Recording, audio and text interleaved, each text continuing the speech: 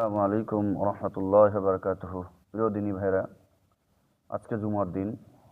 আল্লাহ নবী বলেছেন জুমার দিনে কয়েকটি গুরুত্বপূর্ণ কাজ রয়েছে, যে কাজগুলো না করলে জুমার পরিপূর্ণ হক আদায় হয় না। কাজগুলো কি আমি একে একে সকলকে বলতেছি, সকলে যেন এই কাজগুলো করে, তাহলে জুমার পরিপূর্ণ হক আদায় হবে ইনশাআল্লাহ।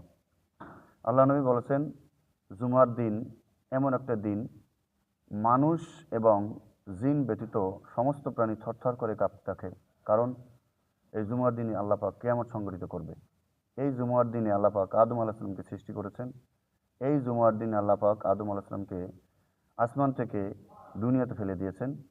এই জুমার দিনই আবার তাকে মাফ করা হয়েছে। আবার এই জুমার দিনই কিয়ামত সংঘটিত হবে। সুতরাং দিনী ভাইরা, জুমার দিনের আদব রক্ষার জন্য আল্লাহ নবী বলেছেন ফজরের নামাজ জামাতের সাথে পড়া,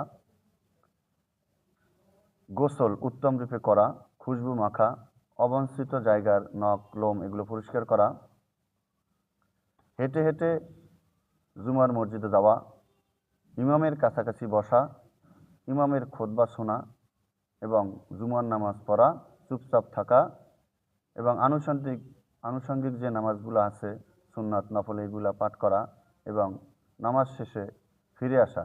আল্লাহ নবী বলেছে যে এক জুমা থেকে আর এক জুমার মধ্যে এই যেই ব্যক্তি এই কাজগুলো করেছে তার সমস্ত গুনাহখাতা আল্লাহ মাফ করে দেয়। সুবহানাল্লাহ।